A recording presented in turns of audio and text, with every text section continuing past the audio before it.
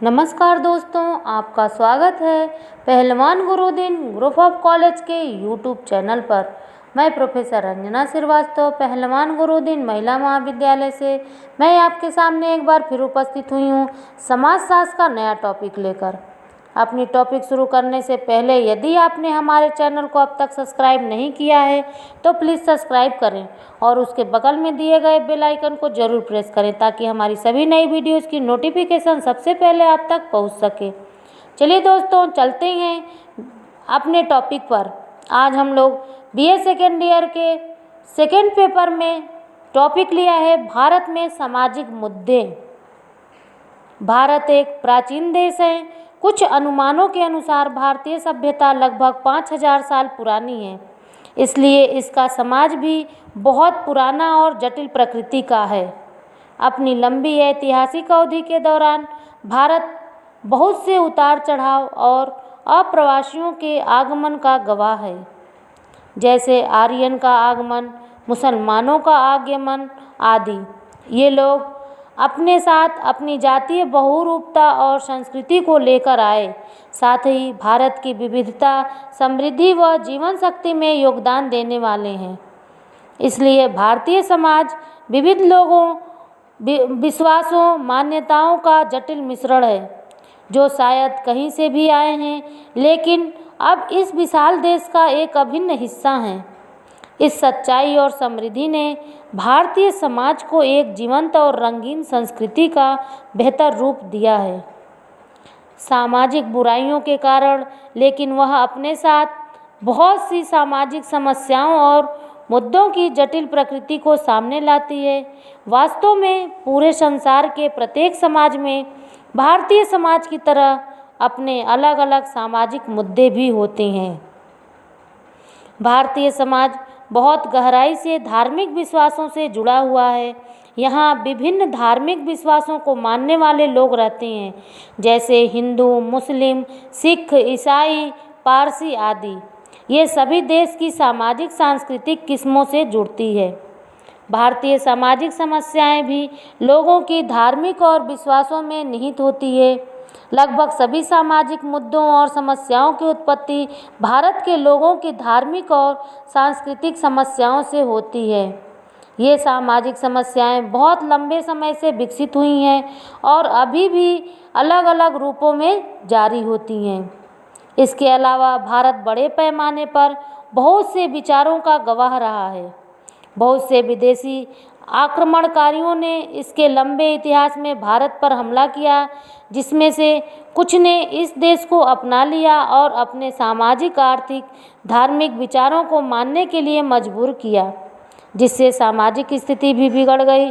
लंबी अवधि के ब्रिटिश शासन ने देश को अपंग बना दिया और पिछड़ेपन की ओर फेंक दिया। इस प्रकार बहुत से कारणों को भारत की सामाजिक समस्याओं के लिए उद्धृत किया जा सकता है, लेकिन वास्तविकता ये है कि हम ये मुद्दा रखते हैं और केवल हम ही इन पर सुलझा सकते हैं। भारत में सामाजिक मुद्दों के रूप में गरीबी वह स्थिति है जिसमें एक परिवार जीने के लिए अपनी आधारभूत ज़रूरतों को पूरा करने में सक्षम नहीं होता है, जैसे खाना, वस्त्र और मकान। भारत में गरीबी विशाल स्तर पर फैली हुई स्थिति है। स्वतंत्रता के समय से गरीबी के एक प्रचलित चिंता का विषय है। यह 21वीं शताब्दी है और गरीबी आज भी देश में लगातार खतरे के रूप में बनी हुई है। भारत ऐसा देश है जहां अमीर और गरीब के बीच बहुत व्यापक असमानता है। यह ध्यान में रखा जाना चाहिए कि यद्यपि पिछले 2 दशकों में अर्थव्यवस्था में प्रगति के रूप में कुछ लक्षण दिखाए गए हैं, ये प्रगति विभिन्न क्षेत्रों या भागों में असंतुलित है। वृद्धि दर बिहार और उत्तर प्रदेश की तुलना में गुजरात और दिल्ली में ऊंची है। लगभग मध्य जनसंख्या के पास रहने के लिए अपर्याप्त आवास नहीं है। सभ्य स्वच्छता प्रणाली तक पहुंचकर गांव में पानी का स्रोत नहीं है। साथ ही माध्यमिक विद्यालय भी नहीं है और ना ही उपयुक्त रास्ते हैं। यहाँ तक कि दलितों की तरह ही समाज के कुछ वर्ग सरकार द्वारा नियुक्त संबंधित अधिकारी वर्ग द्वारा अनुरक्षित गरीबी सूची में शामिल भी नहीं किए गए हैं। वे समूह जो सामाजिक रूपों से अलग रख दिए गए हैं, वह तत्व जिसने इस स्थिति को और भी पेचीदा और दूषित कर दिया है, वह सरकार द्वारा प्रदत्त अनुदान प्रणाली, जिसका वितरण प्रणाली में संशोधन, भ्रष्टाचार और लीकेज है, जिसके कारण उन परिवारों तक योजना के अनुसार नहीं पहुंच पा रहे हैं। असाक्षरता या अशिक्षा। अशिक्षा वह स्थिति है जो राष्ट्र के विकास पर एक धब्बा बन गई है। भारत बहुत बड़ी अशिक्षित जनसंख्या को धारण करता है। भारत में अशिक्षा वह समस्या है जो इससे जुड़ी बहुत से जटिल परिणाम रखती है। भारत में अशिक्षा लगभग देश में विद्यमान असमानताओं के विभिन्न रूपों के साथ संबंधित है। देश में पैठ असाक्षरता की दर को लिंग असंतुलित, आय असंतुलित, राज्य असंतुलित, जातीय असंतुलित, तकनीकी बाधाओं आदि आकार दे रही हैं। भारत सरकार ने असाक्षरता के खतरे का मुकाबला करने के लिए बहुत सी योजनाओं को लागू किया, लेकिन स्वच्छता की घटिया परिस्थितियों, सूक्ष्म निजी शिक्षा, दोषपूर्ण मिड डे मील योजना के कारण अशिक्षा अभी भी अस्तित्व में है। केवल सरकार को ही नहीं, बल्कि प्रत्येक साक्षर व्यक्ति को भी असाक्षरता के उन्मूलन को व्यक्तिगत लक्ष्य के रूप में स्वीकार करना चाहिए। सभी साक्षर व्यक्तियों द्वारा किए गए सभी प्रयास इस खतरे के उन्मूलन में महत्वपूर्ण योगदान दे सकते हैं। बाल विवाह। संयुक्त राष्ट्र की एक रिपोर्ट के अनुसार भारत बाल विवाह की दूसरी बड़ी संख्या रखता है। शादी को दो परिपक्व व्यक्तियों की आपसी सहमति से बना पवित्र मिलन माना जाता है, जो पूरे जीवन भर के लिए एक दूसरे की सभी जिम्मेदारियों को स्वीकार करने के लिए तैयार होती हैं। इस संदर्भ में बाल विवाह का होना अनुचित प्रथा है। बाल विवाह बचपन की मासूमियत की हत्या करता है। भारतीय संविधान में बाल विवाह के खिलाफ कई कानून और अधिनियमों का निर्माण किया गया है। बाल विवाह निरोध अधिनियम 1929 पहला कानून था जिसे जम्मू कश्मीर को छोड़कर पूरे भारत में लागू किया गया था। यह अधिनियम बालिग लड़के और लड़कियों की उम्र को परिभाषित करता है।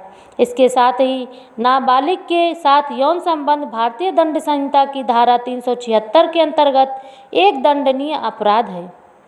इस मुख्य परिवर्तन के लिए उचित मीडिया संवेदीकरण की आवश्यकता है।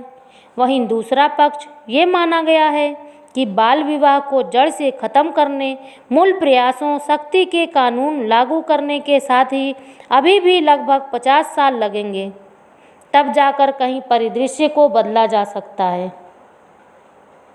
अकाल और भूखमरी। भूखमरी कैलोरी ऊर्जा खपत में कमी की स्थिति को प्रदर्शित करती है। ये कुपोषण का एक गंभीर रूप है जिसका अगर देखभाल नहीं किया गया तो अंतर को मौत की ओर ले जाती है। ऐतिहासिक रूप से भूखमरी भारत से अलग विभिन्न मानव जाति में स्थिर हो चुकी है। भूखमरी किसी भी देश में बहुत से कारणों से जन्म लेती है, जैसे युद्ध, अकाल, अमीर गरीब के बीच असमानता, कुपोषण की स्थिति जैसे बच्चों को होने वाली बीमारी, कोशोर कार और सूखा रोग। अकाल या भूखमरी के कारण उत्पन्न समस्या है। भूकंप, विज्ञानक प्राधिकरण और सूखा रोग उन परिस्थितियों में होता है जब लोग ऐसे आहार लेते हैं जिसमें पोषक तत्व, प्रोटीन, मिनरल्स, विटामिन, वसा और फाइबर की कमी होती है। भारत के संदर्भ में ये कहने की आवश्यकता नहीं है कि ये भोजन प्रणाली के वितरण की दोषपूर्ण व्यवस्था है। सुप्रीम कोर्ट ने पिछले दशकों में एक आदेश पारित करते हुए सरकार को मिड डे मील योजना और गर्भवती व स्तनपान कराने वाली महिलाओं के लिए स्वास्थ्य के लिए आवश्यक कदम उठाने के निर्देश दिए हैं। राष्ट्रीय खाद्य सुरक्षा बिल जो आसपास के गरीबों की पहचान, सदनों एवं आईपी अधिकारियों, यंत्र और बच्चों के अधिकारों के संदर्भ में किए गए वादों और कार्यों को पूरा करने के लिए इसके मापक के रूप में इस अधिनियम में मिल है। ये बिल भी पूर्णतया दोष रहित है। लाभार्थियों की पहचान के संबंध में स्पष्ट तंत्र में परिभाषित नहीं किया गया है। गरीबी निर्धारण के संकेतकों को विशिष्ट बनाने की आवश्यकता थी, जो इस बिल में बिल्कुल स्पष्ट नहीं है। बाल श्रम। बाल श्रम से आशय बच्चों द्वारा किसी भी काम को बिना किसी प्रकार का वेतन किए कार्य करना है। बाल श्रम केवल भारत तक ही सीमित नहीं है, बल्कि वैश्विक स्तर पर फैला हुआ है। जहाँ तक भारत का संबंध है, ये मुद्दा दोषपूर्ण है, क्योंकि ऐतिहासिक काल से यहाँ बच्चों को अपने माता पिता के साथ उनके खेतों और अन्य कार्यों में मदद करते हैं। अधिक जनसंख्या, अशिक्षा, गरीबी, ऋण जाल आदि सामान्य कारण इस मुद्दे के प्रमुख सहायक होते हैं। जिम्मेदारी से दबे और ऋणग्रस्त माता पिता अपनी परेशानियों के दबाव के कारण सामान्य बचपन के महत्व को समझ नहीं पाते हैं, जो बच्चों के मस्तिष्क में घटिया भावनाओं और मानसिक संतुलन का नेतृत्व करता है, और जो कठोर क्षेत्र या घरेलू कार्यों को शुरू करने के लिए करते हैं, जो तैयार नहीं होते हैं। बहुराष्ट्रीय कंपनियों में भी बच्चों को कपड़ों का निर्माण करने वाली कंपनियों में काम करने के लिए रखती है और कम वेतन देती है, जो बिल्कुल वैचारिक तौर पर नहीं है। बाल श्रम वैश्विक भाषा का विषय है, जो अंतर्राष्ट्रीय स्तर पर भी व्याप्त है। बच्चों का अवैध व्यापार, गरीबी का उन्मूलन, मुफ्त और अनिवार्य शिक्षा और जीवन के बुनियादी मानक बहुत हद तक इस समस्या को बढ़ने से रोक सकते हैं। विश्व बैंक, अंतर्राष्ट्रीय मौद्रिक कोष गरीबी के उन्मूलन के लिए जोखिम वाले देशों को ऋण प्रदान करने में मदद करता है। बहुराष्ट्रीय कंपनी और अन्य संस्थाओं के द्वारा शोषण को रोकने के लिए श्रम कानूनों को सख्ती से लागू करना अनिवार्य है। आज के लिए इतना ही दोस्तों, आगे फिर मिलूंगी अपनी नई वीडियो के साथ। तब तक के लिए नमस्कार, धन्यवाद।